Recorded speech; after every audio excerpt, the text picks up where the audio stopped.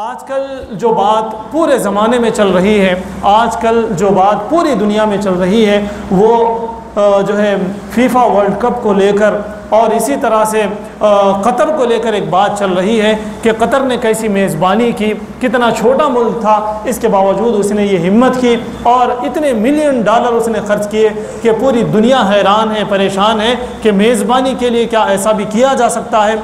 कई जगहें ऐसी हैं कतर के अंदर जो रेगिस्तान थी कुछ साल पहले, एक दो साल पहले या जब तक इसने एग्रीमेंट नहीं किया था उससे पहले वो रेगिस्तान थे, वहाँ पर कुछ मौजूद नहीं था, लेकिन आज वहाँ पर स्मार्ट सिटी बने हुए हैं। एक भी स्टेडियम वहाँ पर मौजूद नहीं था, लेकिन उसने स्टेडियम्स वहाँ पर बना दिए और कई मिलियन डॉलर खर्च करके उसने एक मिसाल कायम कर दी कतर ने। फिर जब वर्ल्ड कप का मौका आया और करीब आ गया और करीब आ गया तो कतर ने एक ऐसी बात कही, कतर के लोगों ने, हुकूमत ने एक ऐसी बात कही, बल्कि कई सारी बातें, इंस्ट्रक्शंस उन्होंने ऐसे दिए कि पूरी दुनिया परेशान हो गई।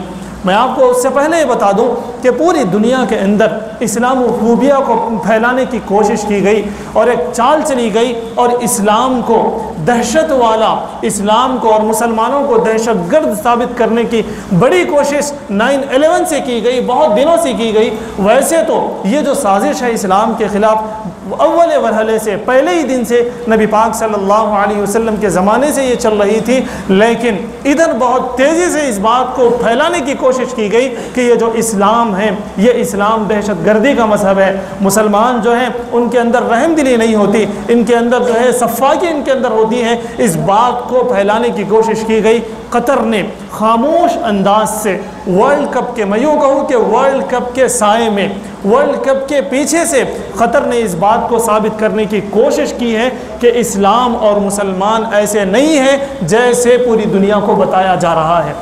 कतर ने मेज़बानी कबूल की, बहुत ज़्यादा उसने पैसा खर्च किया, बहुत ज़्यादा उसने पैसा खर्च किया। जब वर्ल्ड कप करीब आ गया तो उसने इस्लाम का पैगाम देना शुरू कर दिया। उसके इंस्ट्रक्शन में ये बात मौजूद थी कि कतर के अंदर शराब नहीं पी जाएगी, खुलेआम शराब नहीं पी जाएगी। इस्लाम में जिन चीज़ों की ममानात है, इस्लाम जिन चीज़ों को जायज़ करार नहीं देता, उन चीज़ों को इस्तेमाल करने की इजाज़त नहीं होगी, ये कतर ने ऐलान किया। कतर ने ऐलान किया कि छोटे छोटे कपड़े नहीं पहने जाएंगे। कतर ने ऐलान किया कि मर्द औरतों के कपड़े और औरत मर्द के कपड़े नहीं पहनेंगे। कतर ने ऐलान किया कि कोई ऐसा काम यहाँ पर नहीं होगा जो इस्लाम में नाजायज़ है, जो इस्लाम में जायज़ नहीं है। इस्लाम में जो चीज़ें हराम है वो कोई चीज़ ना स्टेडियम में होगी ना खुले तौर पर कतर में होगी, ये उसने ऐलान किया। उसके बाद बहुत सारे लोगों को बहुत सारे एतराज़ात हुए कि ऐसा कैसा हो सकता, लेकिन कतर वो ऐसा मुल्क है जो अपने दम पे कायम है, उसको किसी की रहीन मिन्नत की ज़रूरत नहीं है, उसको किसी की मदद की ज़रूरत नहीं है। वो कतर अपने आप में ठहरा हुआ है, उसने ये ऐलान कर दिया। अब देखिए, हमें पैगाम इससे ये लेना है कि जब उसने ये ऐलान कर दिया तो उसके बाद ऐसा नहीं कि खुलेआम वहाँ पर छोड़ दिया गया, ऐलान कर दिया गया, बल्कि वहाँ पर डिस्क बनाए गए, वहाँ पर काउंटर्स बनाए गए, वहाँ पर कुरान की तकसीम शुरू हो गई, वहाँ पर कुरान की तालीम शुरू हो गई। मेरे एक दोस्त हैं, मेरे क्लासमेट हैं, उनको 4 मस्जिदों की जिम्मेदारी दी गई। मस्जिद के सामने वो एक नमाज के बाद जाएँ, वो ठहरे रहें और लोगों को इस्लाम समझाएँ, गैर मुस्लिमीन को अरबी में इस्लाम समझाएँ, इंग्लिश में इस्लाम समझाएँ, जो ज़ुबान वो समझते हैं ऐसी ज़ुबान वालों को वहाँ पर मुतय्यन किया गया।